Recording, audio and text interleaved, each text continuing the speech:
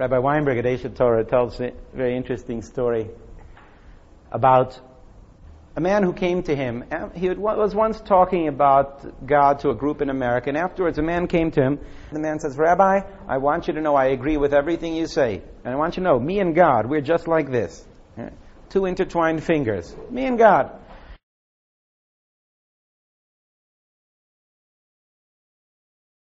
Rabbi Weinberg says, that's fantastic, because there are very few people I know who feel that way, even they're religious.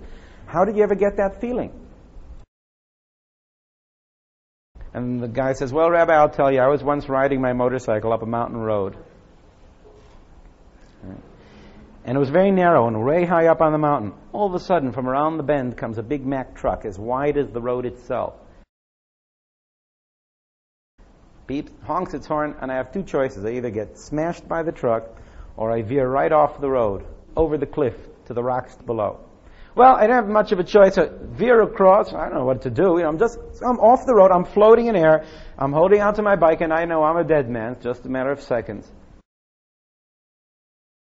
But the bike falls among rocks. I can't exactly describe this kind of V-shaped formation. The bike falls in, squeezes it in, knocks me off onto the bushes.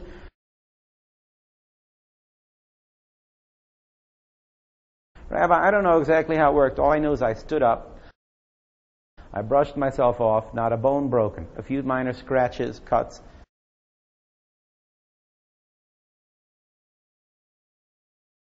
Not a bone broken. I walked away from that accident. And Rabbi, I have no doubt at all that things like that cannot possibly just happen. There had to be a God in heaven seeing to it that I didn't die.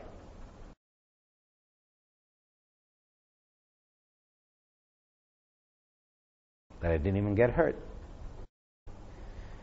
And Rabbi Weinberg answered him and said, you know, you're right. The only way you could have survived that if there was a God who saw to it that you wouldn't die when you fell off that mountain.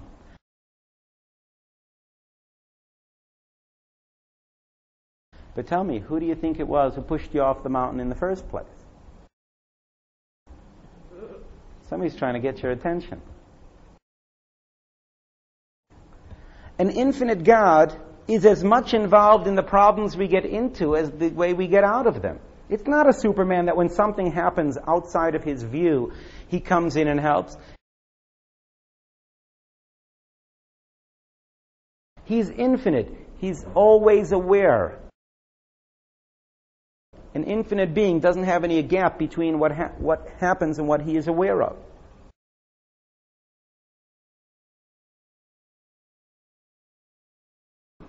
We can see it on a few different levels. Perhaps, though, I want to introduce it with one basic concept. I once read an essay on Christianity, in which the writer, in an attempt to show the superiority of Christianity, made the statement that the Jews are a rational people. They are sensible and rational, but they are not reverent. Reverence is a Christian virtue. And I remember when I read that saying, Amen. Absolutely. Being reverent and pious is why Christians say things. Jews don't say things because they are reverent and pious. They say things because they have seichel and they know them to be true.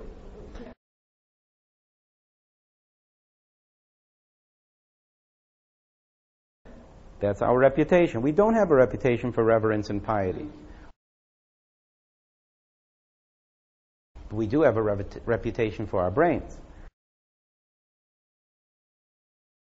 Because when Jews say things, it's not because of their piety, because they want to make God sound good or feel good, but because it happens to be true. Let's look at a few aspects of what we can know. If we can conceive of the concept that God is the being, the infinite being outside of time and space, whose will causes everything to exist. One thing we know is that being that he's infinite outside of time and space, he cannot have done something a while ago, but not be around now. It's a very hard concept to grasp, but to realize that now and tomorrow and yesterday is all one to a being outside of time.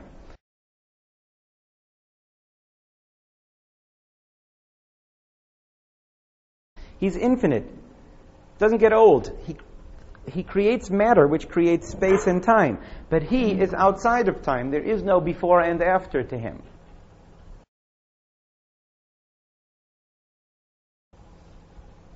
There is no early and late. It is to us, but not to him. Later on, perhaps we'll explain how we can understand, therefore, that God can know everything that will happen, quote unquote, because it only will happen to us. Future and past, not to God. There's a different way we can understand it too.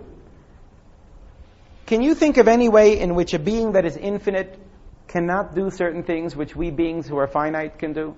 Is there anything that you can do because you're finite which God cannot do? Die. Be born. Can he forget something? Can he be unaware? We can forget, he can't. You mentioned that. Can he do something really stupid? Wow, we can do things that are stupid. He can't. Do you realize what the similarity is between dying, being born, doing something stupid, forgetting? They all sound like positive because they're words, but really they're negatives. They're based on our incapacity. We once non-existed, so we can come into existence. He, however, is totally existent. He can't come into existence. He can't go out of existence. We can. He has total awareness, and therefore he doesn't forget. Total wisdom can't be stupid.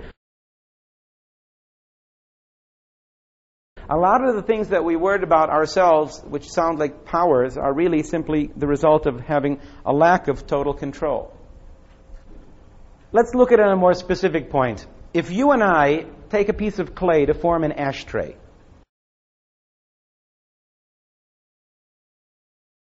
right?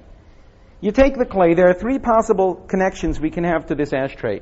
Number one, we can make the ashtray and then it exists.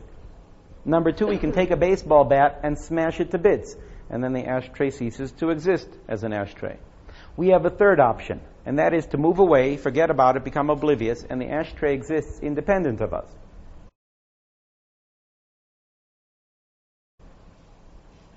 The ashtray is weak enough for us to realize that as long as we're aware of it, we can choose that it should exist or that it shouldn't, but we can forget about it, and it exists independently of us. That's because we are able to have a gap in our awareness and in our power. But to an infinite being, he doesn't have three possibilities to what he creates. He only has two. An infinite being wills into existence an atomic particle. Picture one atom. Remember we had it in school, thing with the things whirring around the outside.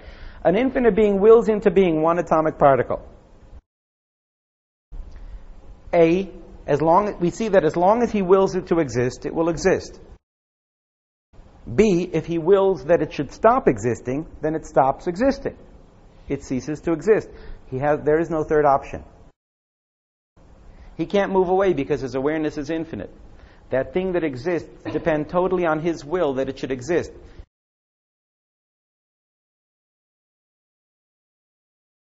Because there is no gap in his will. He either wills it to exist or he wills it to not exist. So when we say that everything that exists depends totally on God for its existence, we're not trying to be pious or give him compliments. It's because it has to be so. There can't be any gap between an infinite will and anything that exists. It's totally aware, and its existence is totally dependent on him.